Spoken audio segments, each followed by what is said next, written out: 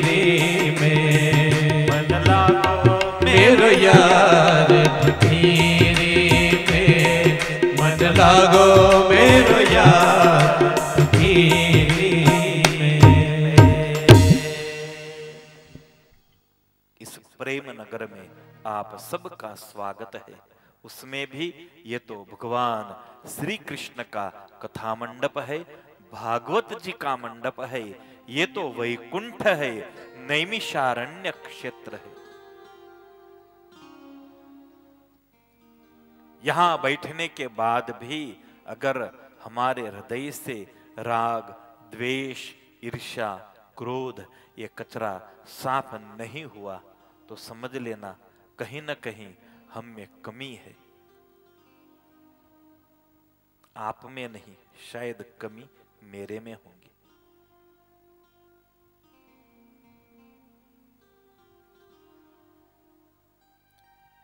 मैं जहां जाता हूं वहां भक्तों से एक ही प्रार्थना करता हूं, मुझे कुछ नहीं चाहिए, सिर्फ आप अपने दुर्गुणों को हमें दे दीजिए, हम लेने के लिए आए हैं। अपने राग, अपने द्वेष, अपनी ईर्ष्या, अब कहां तक लड़ते रहेंगे हम? कितना रहना है हमें? 5 साल, 50 साल?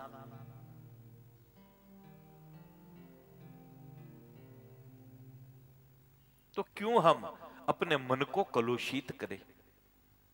छोटी सी जिंदगी है और इस जिंदगी को जितने प्यार से जिएंगे उतना ही हमें सुख मिलेगा, हमें भी मिलेगा, हमारे घर वालों को भी मिलेगा, हमारे आप्तजनों को, हमारे परिवारजनों को भी मिलेगा। गृहस्थ है तो गृहस्थ का धर्म है सबसे पहले वो अपने परिवार को खुश रखे, अपने परिवार को प्यार करे। स्वामी रामदास जी के पास एक युवान गया था, उसने कहा स्वामी जी दीक्षा दो। स्वामी ने कहा भाई क्यों? बस अब घर में कोई रस नहीं रहा। स्वामी ने कहा शादी हो गई? हाँ हो गई, पत्नी है, लेकिन मुझे उससे कोई प्यार नहीं। माँ बाप है घर में? हाँ है, लेकिन मुझे उससे कोई प्यार नहीं। बहन है तुम्हारी? हाँ है, लेकिन मुझे कोई लगाव नहीं उससे।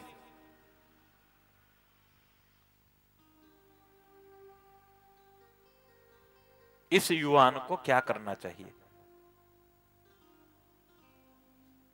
चलिए मैं आपसे पूछता हूं, क्या करना चाहिए?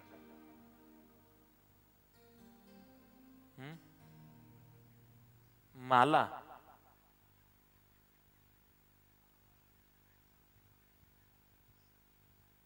संत ने बहुत सुंदर जवाब दिया, निकल यहां से, वापस घर जा। न तो अपनी पत्नी को प्यार करता है, न अपनी मां को, न बाप को, न भाई को, न बहन को, तो भगवान को खाक प्यार करेगा? पहले प्यार करना तो सीख, पहले प्यार करना सीख।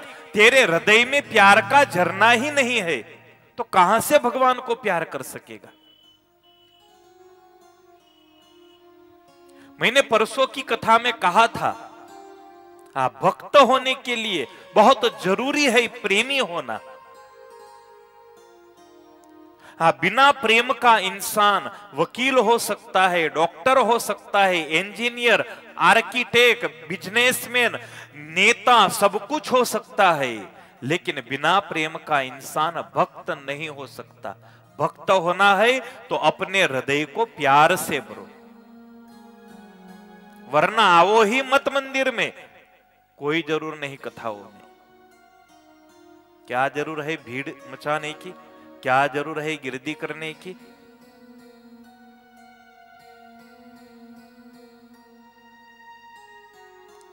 पहले अपने घर को स्वर्ग बनाओ, पहले अपने घर को स्वर्ग बनाओ, फिर अपने मोहल्ले को स्वर्ग बनाओ, फिर अपने गांव को स्वर्ग बनाओ, फिर स्वर्ग में जाने की बात करो। अरे तुम्हें तुम्हारी गली का कुत्ता नहीं पसंद करता, वो बेचारा रोटी खाता है तो वहां लकड़ी लेके जाता है वो उसे भगाने के लिए। रोटी डाली किसी ने, कुत्ता किसी का, रोटी किसी की, लेकिन लकड़ी लेके भगाने के लिए वो जाता है, अब भगवान उसे सहन करेगा क्या?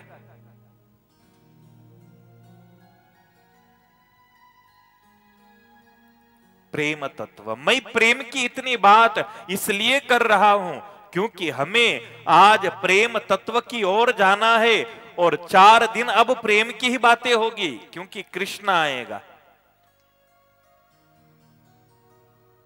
कृष्ण को पाना है, कृष्ण को जानना है, समझना है, तो हृदय में प्रेम तत्व जरूरी है। अगर न करते हो प्रेम तो घर जाके अपनी अपनी पत्नी को आई लव यू बोल देना, आज कल आ जाना कथा में। हाँ। झरना बहाओ बुरा नहीं है, अगर आप नहीं कहोगे तो कौन कहेगा? कोई पड़ोसी कहेगा? तो इतने शर्माते क्यों हो? है ताकत, है हिम्मत आप में।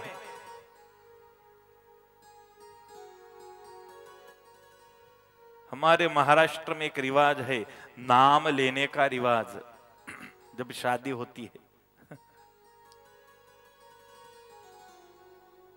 एक दूसरों का नाम लेते हैं शादी के वक्त, शादी के मंडप में।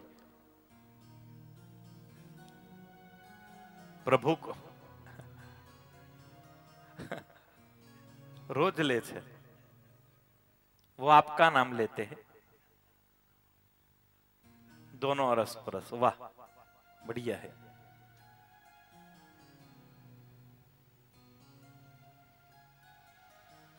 सुखदेव जी महाराज ने सप्तम स्कंद को समाप्त किया है, अष्टम स्कंद का शुभारंभ कर रहे हैं। अष्टम स्कंद में कई सुंदर चरित्र है। सबसे सुंदर गजेंद्र मोक्ष की कथा है, उसके बाद समुद्र मंथन का चरित्र है, भगवान वामन जी की कथा है, और अंतिम कथा मत्स्य अवतार की कथा है।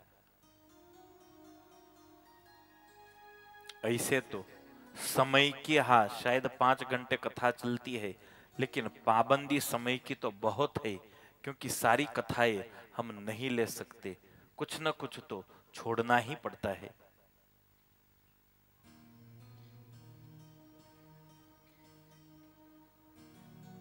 परीक्षित जब 6ठे मनु महाराज थे, अरे 4थे मनु महाराज थे,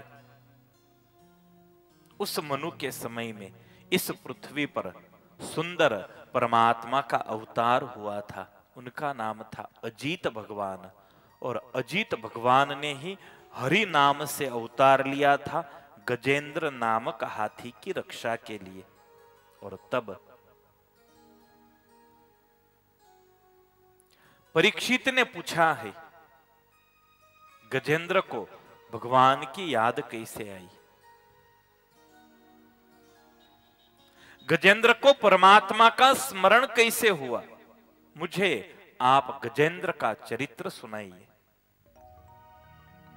सुंदर गजेंद्र मोक्ष की कथा सुना रहे हैं। परीक्षित, ऐसा तो निश्चित नहीं है कि भगवान को पाने का अधिकार सिर्फ मानव को है। एक पशु भी प्रभु को पा सकता है, और ये बात गजेंद्र मोक्ष के द्वारा हमें बताई गई।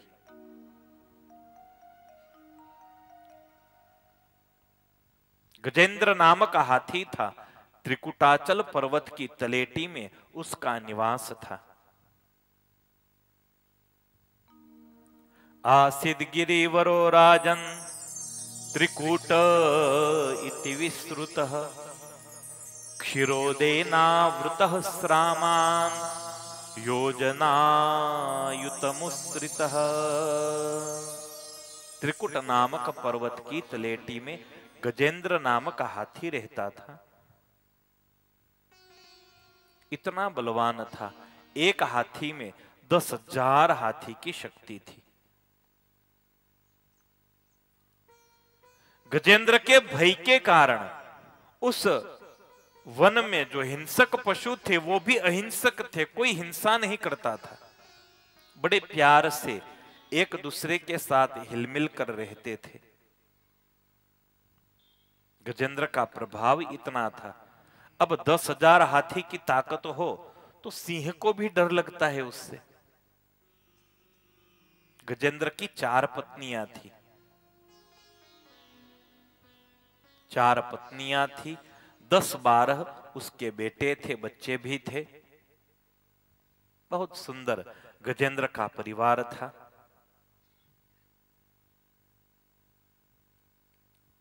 परिवार में इतना गजेंद्र आसक्त था, इतना मदोन्मत्त था, इतना आसक्त था, कभी उसको भगवान की याद ही नहीं आई।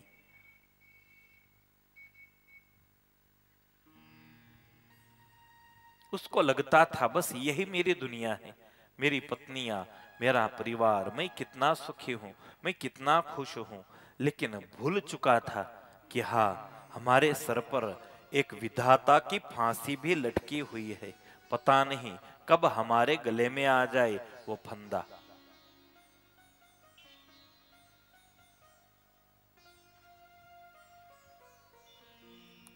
परिवार को लेकर गजेंद्र एक बार सरोवर में स्नान करने के लिए गया है।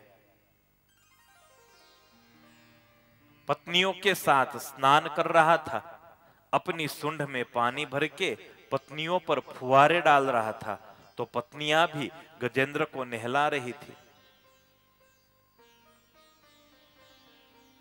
अब वो गृहस्थ था, उसके लिए आनंद का अवसर था। कई देर तक गजेंद्र स्नान करता रहा, लेकिन परीक्षित उसी सरोवर में एक मगर रहता था, एक ग्राह रहता था। ग्राह ने देखा गजेंद्र को, परिवार को। बड़ी तीव्रता से, बड़े वेग से ग्राह गजेंद्र की ओर बढ़ा और गजेंद्र का पांव जो पानी में था, उस पांव को, उस चरण को उसने पकड़ लिया।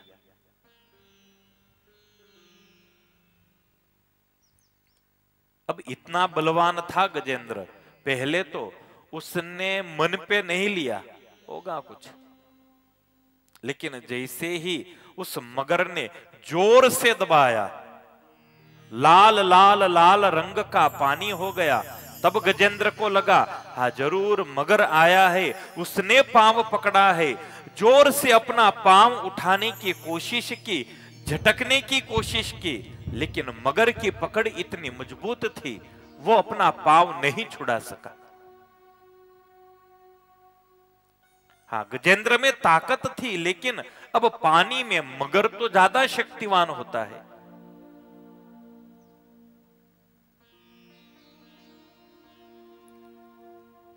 जोर जोर से वो मगर दबाने लगा है, लहू निकलने लगा है। परिवारजनों ने देखा, पत्नियों ने देखा, पत्नियों ने गजेंद्र को सूंड के द्वारा खींचने का प्रयास किया, उसके बच्चे भी लग गए, पूरा परिवार गजेंद्र को खींचने में लगा। लेकिन एक मगर अकेला, सामने पूरा परिवार की नहीं चली, मगर के सामने मगर धीरे धीरे धीरे गजेंद्र को खींचने लगा। परिवार वाले थक गए, पत्नियां थक गई। सहायता करो, सहायता करो, सहायता करो, कौन करेगा?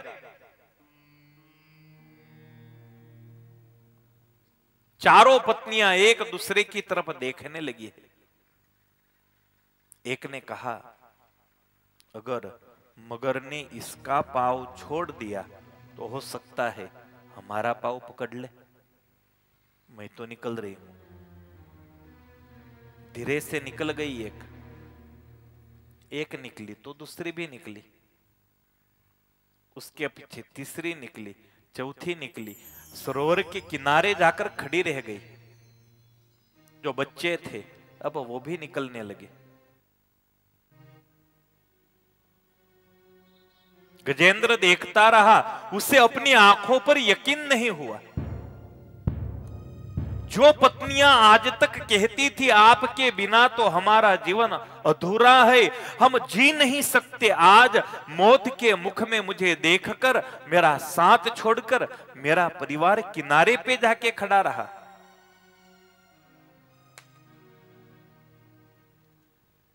गजेंद्र ने आवाज दी, रुको तो सही, मुझे मदद तो करो। तुम सिर्फ किनारे पे खड़े रहो, अगर तुम नजर के सामने रहोगे तो मुझे लड़ने की ताकत मिलेगी, इसे तो मैं देख लूंगा मगर को, लेकिन तुम सामने खड़ी रहो। हाँ, 2-3 दिन पत्नियां खड़े भी रही। फिर सोचा कि अब ये हमारे काम का नहीं। किम्मत कहां तक है? यावत वित्तोपार्जन सक्त, अच्छी नौकरी है, 50,000 का पगार आता है, तो 58 साल तक, जब तक आप रिटायर नहीं हुए तब तक घर पहुंचोगे तो बहू कहेगी, बाबा जी गर्मा गर्म चाय बना दूं? जैसे ही रिटायर हुए फिर क्या होगा? फिर चाय मांगोगे तो बहू कहेगी, काम धंधा ही नहीं, दिन भर चाय, कमाना धमाना कुछ नहीं। है, वास्तविकता है, मानो या न मानो, ये वास्तविकता है, ये सबके घर में होता है।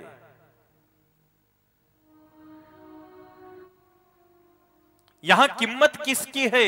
जो काम करता है उसकी किम्मत है। अगर आपसे कोई फायदा नहीं तो आपकी कोई किम्मत नहीं। बड़ा लगाव, बड़ा प्यार है ना शरीर पर। किसी ने रखा क्या अपने बाबा का शरीर अपने घर में मरने के बाद? अगर सुबह में 7 बजे गए तो 1 बजे तो स्मशान लेके जाएगा, निकालो जल्दी। क्यों भाई, बहुत प्यार था तुझे, रखो ना घर में। नहीं रखेगा। अगर वही बाबा भूत बनकर आया तो कहेगा कोई, आप रहिए घर में, कोई बात नहीं, आपका ही है। स्वार्थ की दुनिया है। मरने वाले की चिता पर चाहने वाला कोई चढ़ता नहीं। मरने वाले की चिता पर चाहने वाला कोई चढ़ता नहीं। अरे चिता में तो क्या पड़े, राख को भी कोई छूता नहीं। सुर नर मुनि जन की यह रीति, सुर नर मुनि जन की यह रीति, सुर नर मुनि जन की यह रीति, सुर नर मुनि जन की यह रीति। स्वार्थ लागी करे सब प्रीति, स्वार्थ लागी करे सब प्रीति, सुर नर मुनि जन की यह रीति। सबका एक ही रिवाज है। स्वार्थ है तो प्यार है, स्वार्थ नहीं तो कोई प्यार नहीं, कोई लगाव नहीं, कोई लेना देना नहीं। एक के बाद एक गजेंद्र की पत्नियां गजेंद्र को छोड़ छोड़कर जाने लगी। और आज गजेंद्र को लगा, अरे जिनके लिए न मैंने रात देखी न दिन देखा, खुद को भुला मैं, मेरा परिवार, मेरे बच्चे, मेरी पत्नियां, और आज वही परिवार मुझे छोड़कर जा रहा है। सुखदेव जी महाराज परीक्षित को कहते हैं, परीक्षित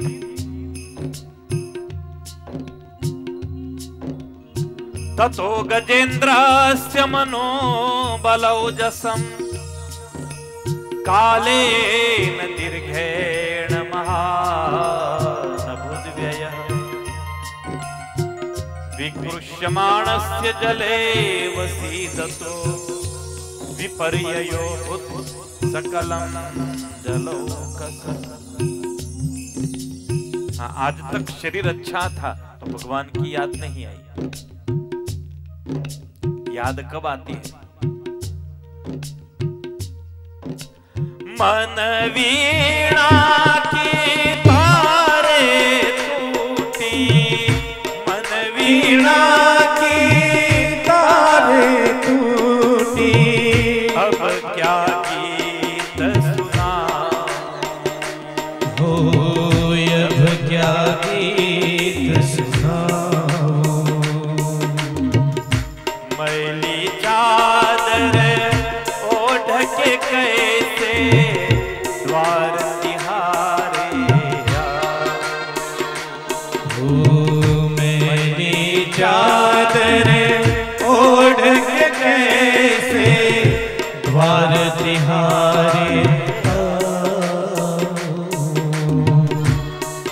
अब कीर्तन बोलना है उसे, लेकिन मुख में दांत नहीं, बोलने जाता है फक फक फक फक हो जाता है, बोल नहीं पाता। भगवान के दर्शन करने हैं, लेकिन बिना चश्मा के दिखता नहीं, मंदिर में जाके ऐसा देखता है। भगवान भी हंसता है, लो आ गया। घर में इधर उधर नड़तर रूप हो रहा था। बहू ने कहा बाबा जाओ बाहर, चौराहे पे बैठो। फिर आ जाते हैं भगवान के मंदिर में। भगवान भी धकेलता है, जा बेटे अब क्या आया यहाँ पर। तूने मुझको जग में भेजा, देकर निर्मल काया। तूने जग में भेजा, देकर निर्मल काया। आकर के संसार में मैंने इसको दाग लगाया। आकर के संसार में मैंने इसको दाग लगाया। फिर तो शर्म आती है मानो, अब क्या भजन करूं। भगवान भी कहेगा आज तक मेरी याद नहीं आई, अब मरने का हुआ तो मेरे पास आ गया, जब काम का था तो परिवार के पास था।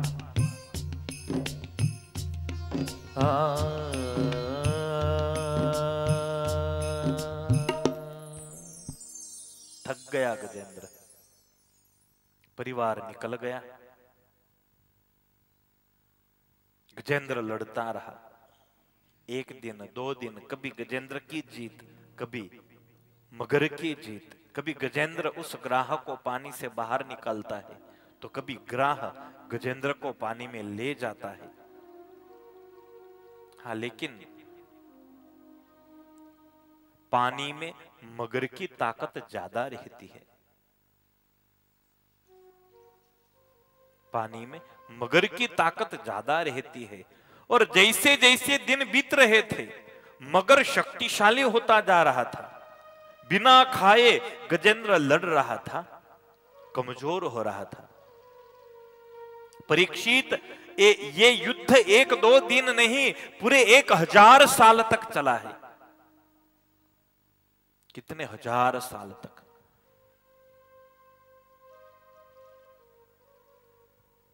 और 1000 साल के बाद वो दिन आ गया।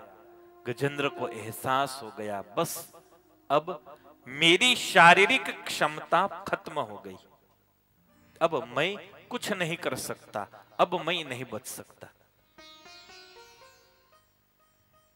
अब मुझे सिर्फ और सिर्फ भगवान ही बचा सकता है। आप यहां आए हो, घर को ताला लगा के आए होंगे। घर के ताले पे कितना भरोसा है?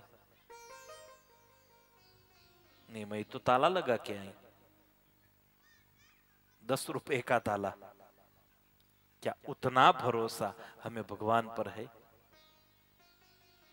उस ताले में जितना है उतना भगवान पर है क्या?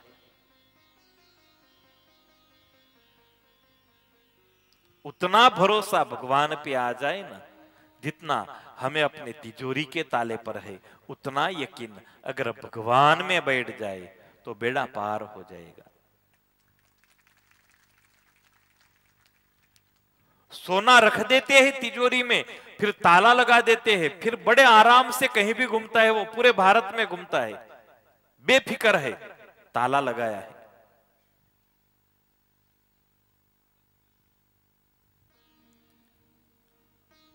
गजेंद्र को अब प्रभु में विश्वास आया। हाँ, इतनी सारी ठोकरें लगने के बाद अब कोई चारा नहीं रहा बचने का। तब जाके गजेंद्र को लगा कि अब भगवान के सिवा कोई नहीं बचा सकता।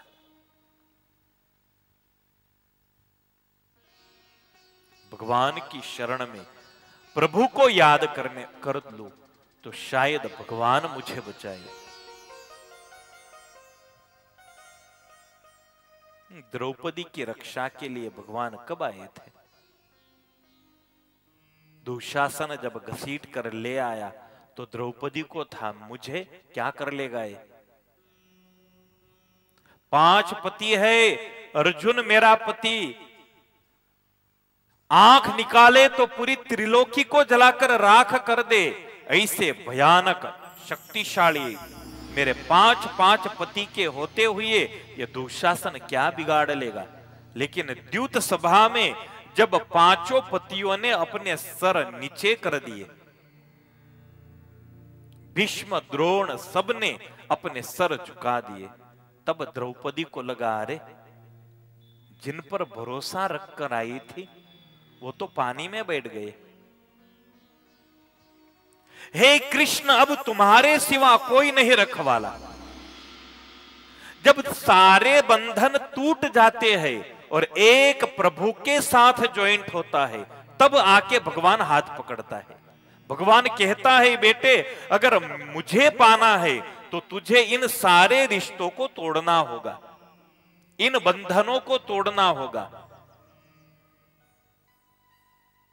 पहले तय तो कर ले तू किसका है।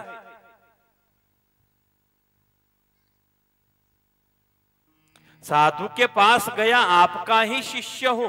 भगवान के मंदिर में गया, त्वमेव माता च पिता त्वमेव। पत्नी के सामने गया, अरे तू ही मेरी दुनिया है।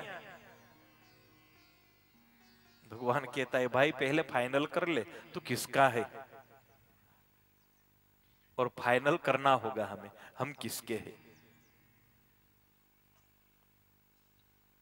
गजेंद्र ने सोच लिया, हाँ भगवान स्वीकार करे या न करे, मेरी लायकात या मेरी योग्यता तो नहीं है। भगवान भी कहेंगे कि अब जब मौत का समय आया तब उसे मेरी याद आई। हरगिज नहीं लायक हूं मैं गरचे तेरे दरबार का, मेरी खता को माफ कर अपना मुझे कर दीजिए। पतित पावन नाम सुन के मैं शरण तेरी पड़ा, सुफल कर इस नाम को दीदार अपना दीजिए। तेरी शरण में आए के फिर आश किसकी कीजिए। महाराज अब तुम्हारी शरण में आने के सिवा और कोई रास्ता नहीं है। यह कश्चनेशो बलिनोन्त कोरगात, प्रचंड वेगाद विधावतो वृषम, भीतम प्रपन्नम परिपाति यद भयान, मृत्यु प्रधावत्यरणम तमीमहि। चारों तरफ गजेंद्र ने देखा, एक सुंदर कमल दिखाई दिया अपनी सुंड में। अब सारा शरीर पानी में डूब गया था, अब ताकत नहीं थी, उसको आशा नहीं थी। हाँ, अंतिम आशा थी भगवान की, अब शायद भगवान बचाए मुझे। अब सिर्फ मस्तक का भाग ही पानी के ऊपर था, बाकी सारा शरीर पानी में डूब चुका था। अपनी सूंड में गजेंद्र ने कमल का फूल उठाया, आकाश की तरफ वो फूल लेकर प्रभु की स्तुति प्रार्थना करने लगा। हे गोविंद हे गोपाल अब तो जीवन हारे, हे गोविंद हे गोपाल अब तो जीवन हारे, हे गोविंद राखो अब, हे गोविंद राखो शरण अब तो जीवन हारे, हे गोविंद हे गोपाल अब तो जीवन हारे, हे गोविंद हे गोपाल, बस अब कोई आश नहीं है, तुम्हारे सिवा अब कोई रखवाला भी नहीं है।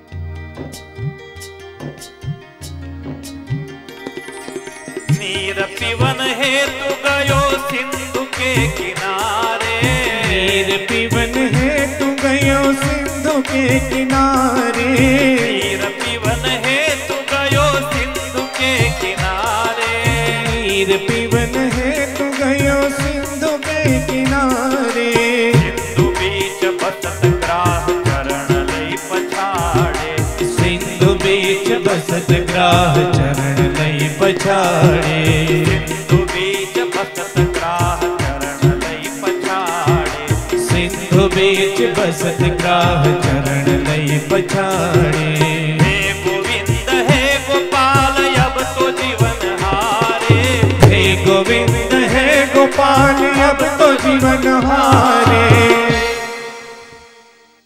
भगवान की याद आ गई। अगर कायम के लिए ये याद रहे तो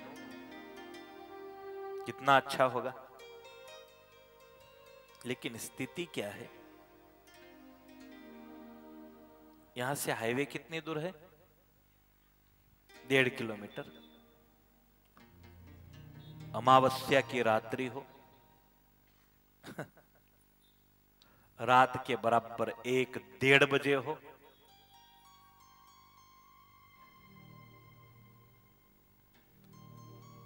हम हाईवे पर उतरे। हमको पहुंचना है घर। न रिक्शा मिलती है, न बाइक मिलता है, न कोई नेटवर्क है। हम अकेले हैं, अमावस्या है, रात के 1:30 बजे है, तरह तरह की आवाजें आ रही है। फिर वहां से हमारा सफर शुरू होगा बिखरोन की तरफ। क्या बोलेंगे हम? हाँ, बिखरोन की तरफ। लेकिन क्या बोलकर आएंगे?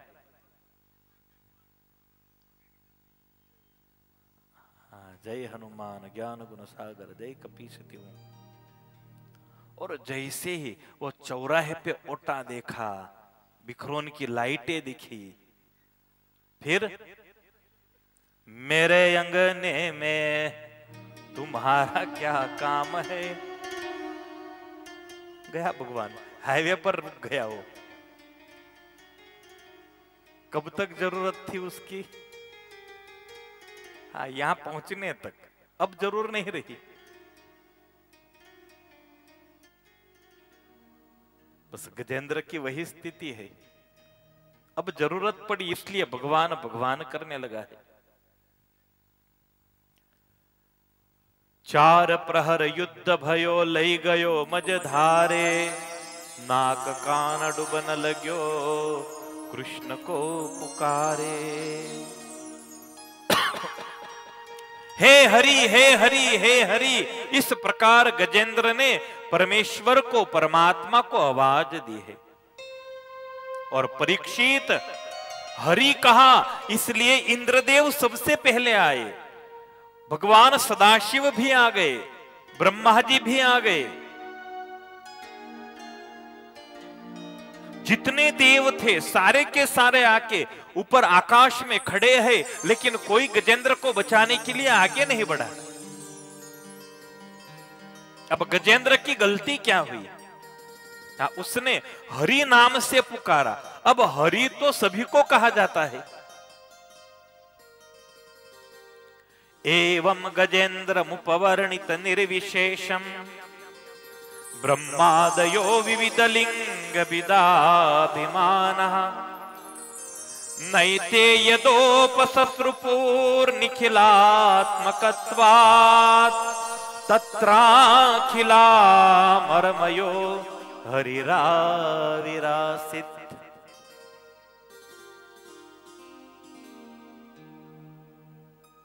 गजेंद्र की आवाज सुनकर आ तो गए सब। ब्रह्मा जी आए, शिव आए, इंद्र आए। इंद्र ने कहा अरे डूबा डूबा डूबा। ब्रह्मा ने कहा इसने आवाज किसको दी? मुझे बुलाया, आपको बुलाया, किसको बुलाया? शिव जी को कहने लगे जाइए बचाइए। शिव ने कहा मेरा नाम नहीं लिया। ब्रह्मा जी ने कहा मेरा नाम भी नहीं लिया। इंद्र ने कहा मेरा नाम भी नहीं लिया। विविध लिंग भिदाभिमानाः ब्रह्मादयो देवाः तत्र उपजगमुः। सब आ गए, लेकिन किसी ने गजेंद्र का हाथ नहीं पकड़ा। क्यों नहीं पकड़ा? क्योंकि उसने किसी का नाम ही नहीं लिया। हरि बोलकर ही उसने वो कमल का फूल फेंका था। हे हरि, हे महाराज रक्षा करो। अब कौन सा महाराज आएगा? अब कितने महाराज है दुनिया में? श्री जी महाराज है, भगवान श्री कृष्ण उसे भी महाराज कहते हैं। आसाराम बापू को भी हम महाराज कहते हैं। वो नए आए हैं राम रहीम बाबा, वो भी महाराज है। अब कौन आएगा बचाने के लिए?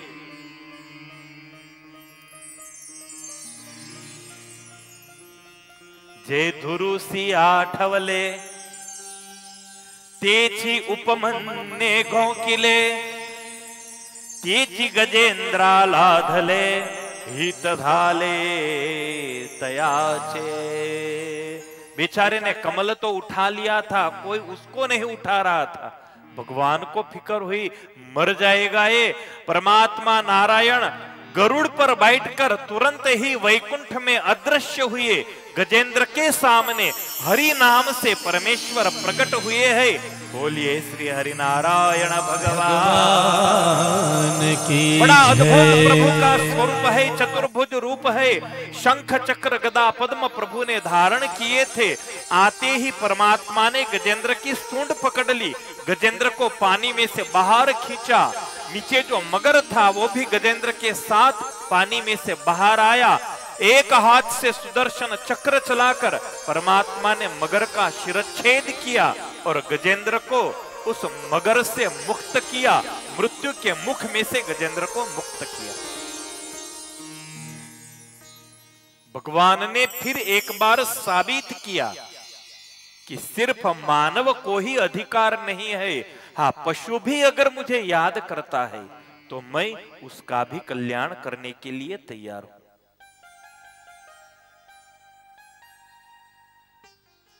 बस भगवान का भजन करता है वो महान है।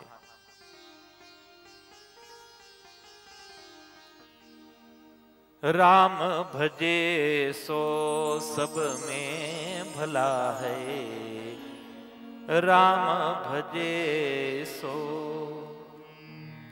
नहीं कुल ऊंच नीच को कारण, नहीं कुल ऊंच नीच को कारण, जू जल उरही गंग मिल्या है, राम भजे सो।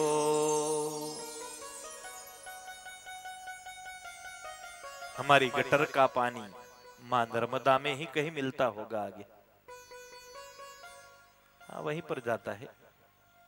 लेकिन अगर गांव में अगर उस गटर की नाली में पांव पड़ गया तो हम घर जाके स्नान कर लेते हैं। और वही पानी जब नर्मदा में मिल गया तो बड़े प्यार से आचमन करते हैं, बड़े प्यार से आचमन करते हैं। वही पानी था, बिखरोन से ही गया था। नहीं कुल ऊंच नीच को कारण, जू जल उरही गंग मिल्या है। महान कौन? जिसके मुख में भगवान का नाम। क्या जाति थी वालिया की, भील था, लुटारू था, लेकिन नारद का योग और राम का नाम मुख में आ गया तो महर्षि वाल्मीकि के रूप में परिवर्तित हो गया। परमेश्वर का नाम और परमेश्वर का भजन ही जीवात्मा को महानता प्रदान करता है। गजेंद्र का प्रभु ने मोक्ष किया है, गजेंद्र ने भगवान की स्तुति की है। नमो नमस्ते खिल कारणाय निष्कारणाय अद्भुत कारणाय सर्वांग मामनाय महार्णवाय नमोपवर्गाय परायणाय नारायणाखिल गुरो भगवन नमस्ते। हे समस्त विश्व के गुरु भगवान नारायण, मैं आपको वंदन करता हूं, मैं आपको नमन करता हूं। पूर्व जन्म में यह गजेंद्र इंद्रद्युम्न नाम का राजा था। श्राप मिला था दधीचि ऋषि का, इसलिए उसे हाथी होना पड़ा था। और जो मगर था मर गया, वो हुहु नामक गंधर्व था। देवल ऋषि का उससे श्राप था, इसलिए मगर होकर पानी में रहा था। आज भगवान के हाथों से उसका भी कल्याण हुआ। परीक्षित ने कहा, प्रभु मुझे समुद्र मंथन की कथा सुनाइए। समुद्र मंथन का दिव्य चरित्र अब सुखदेव जी महाराज परीक्षित को सुना रहे हैं। परीक्षित, ये कथा स्वार्थ की कथा है। हाँ, इस कथा में परमात्मा ने 3 अवतार लिए हैं। समुद्र मंथन की कथा में भगवान के 3 अवतार आएंगे, कूर्म अवतार, धन्वंतरी अवतार और कौन सा? चलो कथा बंद, याद ही रखना, नहीं तो क्या करूं मैं? हाँ, मोहिनी, कूर्म, धन्वंतरी और मोहिनी, ये 3 अवतार की कथा इसमें सुनाई गई। इंद्र अभिमानी हुआ था, अपमान हुआ था उससे दुर्वासा का। दुर्वासा के शाप के कारण समग्र लक्ष्मी समृद्धि समुद्र में चली गई। पृथ्वी पर बिल्कुल अकाल पड़ने लगा। स्वर्ग में देवता लोग भी भूख में के मारे मरने लगे हैं। किसी को खाने का कुछ मिल नहीं रहा था। इतना ही नहीं, वासुदेव महात्म्य स्कंद पुराण में तो वहां तक लिखा कि देवों को पहनने के लिए कपड़े नहीं थे। झाड़ के छिलके पहनकर देव और देवांगनाएं अपना समय बिताने लगी। देव और देवांगनाएं पृथ्वीलोक में आकर भिक्षा मांगकर अपना निर्वाह करने लगी। जो दूसरों को वरदान देने वाले थे वो आज भिक्षा मांगने लगे। ये एक ऋषि का श्राप था, एक भक्त का द्रोह था। इस पृथ्वी पर हिंसामय यज्ञों का प्रारंभ तभी से हुआ। लोग बकरियां काटकर खाने लगे क्योंकि धान्य था ही नहीं पृथ्वी पर, अकाल पड़ा था। 1000 वर्ष ऐसे बीते, एक पानी की बूंद नहीं गिरी। क्या हुआ होगा?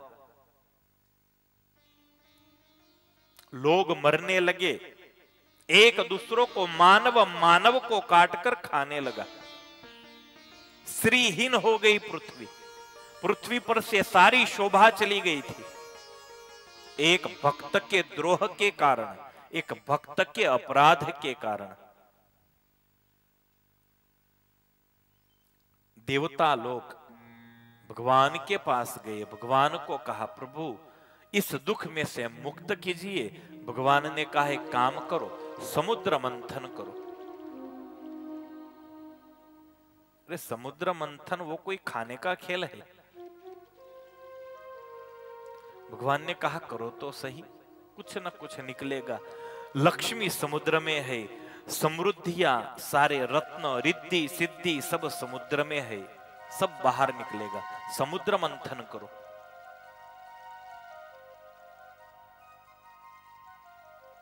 लेकिन महाराज इतना बड़ा समुद्र मंथन कैसे करे? भगवान ने कहा, दैत्यों को साथ ले लो। एक देव बहुत दीढ़ शाहना था, उसने कहा नहीं, उनको क्यों ले साथ। भगवान ने कहा मरो भूख के मारे, मुझे क्या, जरूरत किसको है, तुमको है। लक्ष्मी किसे चाहिए, तुम्हें चाहिए। अगर सुखी होना है, अगर समृद्धि चाहिए तो समाधान करो।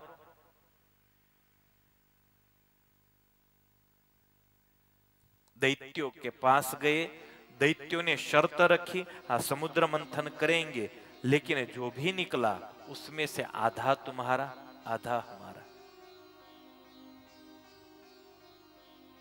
इंद्र ने सोचा तो अब हम ही इतने हैं, उसमें से आधा अगर इनको दिया तो बचेगा क्या हमारे पास। भगवान को पूछने के लिए दूत भेजा। भगवान ने कहा हाँ बोल दो, किसने दिया किसने लिया, अभी तो हाँ बोल दो। हाँ बोल दिया।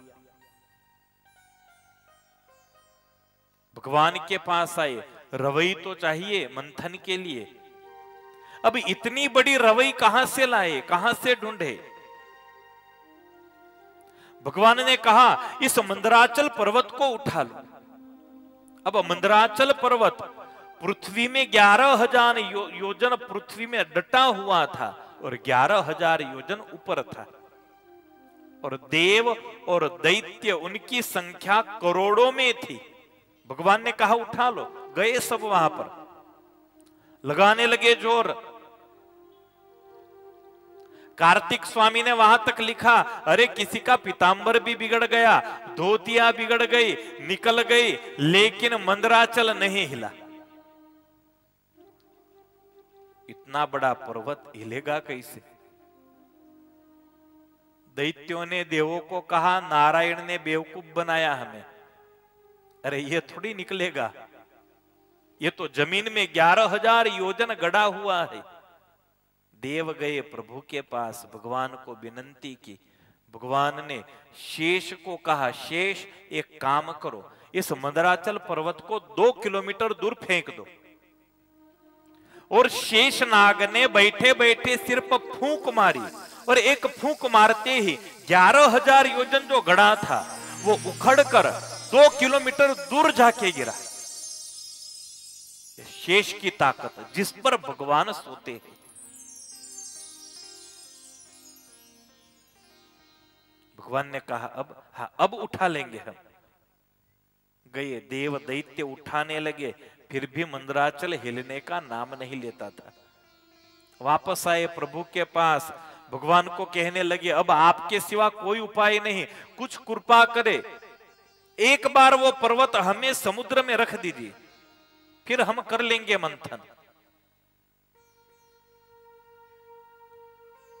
भगवान ने गरुड़ को कहा गरुड़ इनकी सहायता करो।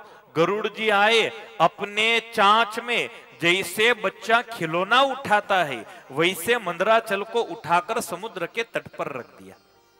अब ये भगवान का वाहन है।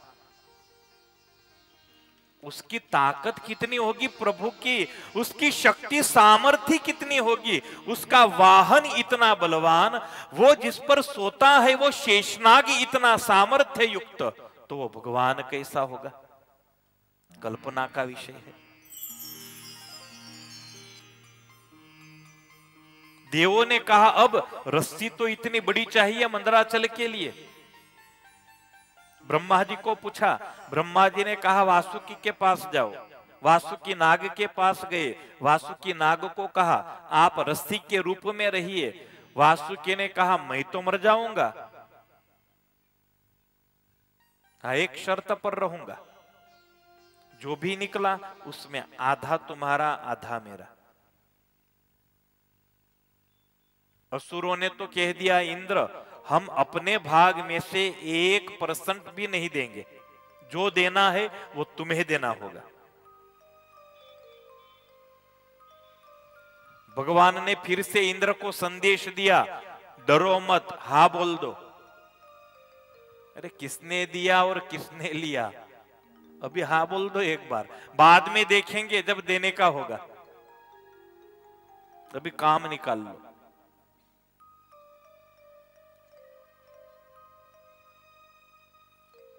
समुद्र मंथन के लिए मंदराचल को समुद्र में रखा गया। वासुकी नाग को लपेटकर जब देव दानवों ने समुद्र मंथन का प्रारंभ किया है, 1 2 3 4 झटके लगे और धीरे धीरे धीरे धीरे मंदराचल पर्वत पानी में डूबने लगा, क्योंकि नीचे आधार नहीं था। फिर से देव भगवान की शरण में गए, महाराज ये तो डूबने लगा। भगवान ने कहा डूबेगा ही, नीचे आधार नहीं है। और तब परमात्मा ने एक दिव्य अवतार धारण किया, जिसे कुर्म कहा गया है। बड़ा ही मनमोहक और विकराल स्वरूप काचबे के रूप में, कछुवे के रूप में प्रभु ने धारण किया।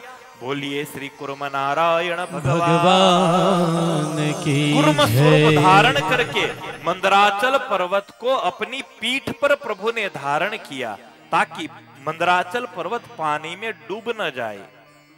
समुद्र मंथन का प्रारंभ हुआ। धीरे धीरे धीरे 10,000 साल तक मंथन चला, कुछ नहीं निकला। सबसे पहले विष निकला। कौन लेगा? दैत्यों ने कहा देवों को एक काम करो, शर्त थी आधे आधे की, लेकिन अब तुम बड़े हो हमसे, तुम ही रख लो, हमें नहीं चाहिए। देवों ने कहा भाई एक काम करो, आप ही रख लो, हमें भी नहीं चाहिए। अब जहर था ये, कौन रखेगा? एक ने कहा इस बुढ़े को दे दो, इससे भी बाल सफेद हो गए। ब्रह्मा जी के पास गए, ब्रह्मा जी ने कहा मुझे नहीं चाहिए, मैं ही क्यों लूं, मुझे क्या फायदा।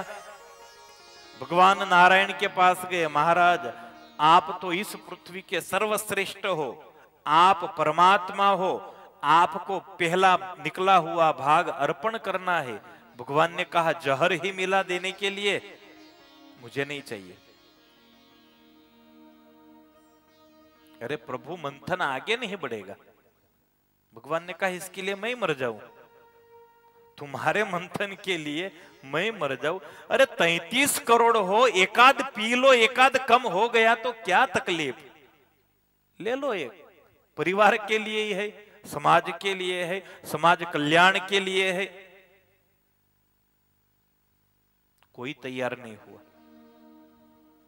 भगवान ने कहा बताता हूं ठिकाना, जाओ कैलाश में जाओ, 2-4 अच्छी बातें करना और दे देना कटोरा, पी लेगा वो। भोलानाथ है वो भोलानाथ है। और गया देव समाज, दानव समाज विष लेकर महादेव जी के पास। सती खड़ी थी। सती ने कहा महाराज जरूर काम निकालने के लिए आए होंगे, खबरदार मुझे पूछे बिना कोई फैसला किया तो। महादेव जी ने कहा आने तो दो, बात क्या है पता चले। देव दानव नजदीक आए, प्रभु को वंदना की। भगवान शिव ने पूछा क्यों आना हुआ? अरे महाराज मंथन कर रहे हैं, सबसे पहले ये निकला, हमने सोचा देवों के देव महादेव आप सबसे श्रेष्ठ हो, इसलिए सबसे पहला भाग आपका। सती ने आंखें निकाली, मैं ही मिली विधवा बनाने के लिए। सती ने भगवान शिव के सामने शिव को डांट दिया, खबरदार मुझे पूछे बिना अगर कटोरे को छुआ तो।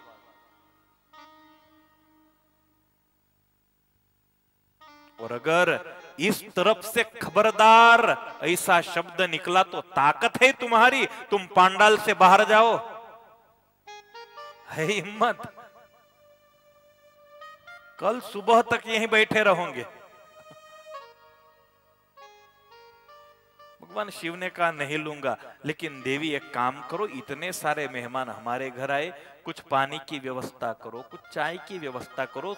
सती को भेज दिया घर में। समाज कल्याण के लिए, जग कल्याण के लिए भगवान सदाशिव ने वो विष का कटोरा हाथ में लेकर हलाहल विष का पान किया, उस विष को कंठ में धारण किया। भगवान का कंठ नीले रंग का हुआ।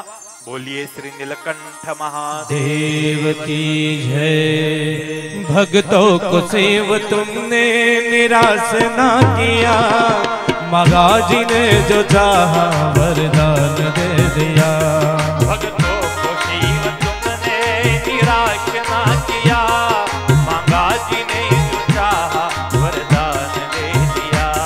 भक्तों को शिव तुमने निराश ना किया, मांगा जी ने जो चाहा वरदान दे दिया। भक्तों को शिव तुमने निराश ना किया, मांगा जी ने जो चाहा वरदान दे दिया। जहर पिया ओ जहर पिया जीवन दिया, कितना उदार तो, कितना उदार तो, कितना उदार तो। आयो शरण तिहारे शिवतार तार तो, आयो शरण तिहारे शिवतार तार तो। कैलाश के निवासी नमो बार बार हो, नमो बार बार हो। आयो शरण तिहारे शिवतार तार तो, आयो शरण तिहारे शिवतार तार तो। भगवान सदाशिव ने हलाहल विष का पान समाज कल्याण के लिए किया। वापस मंथन का प्रारंभ हुआ। सबसे पहले अब गाय निकली, कामधेनु गाय ऋषियों को दी गई।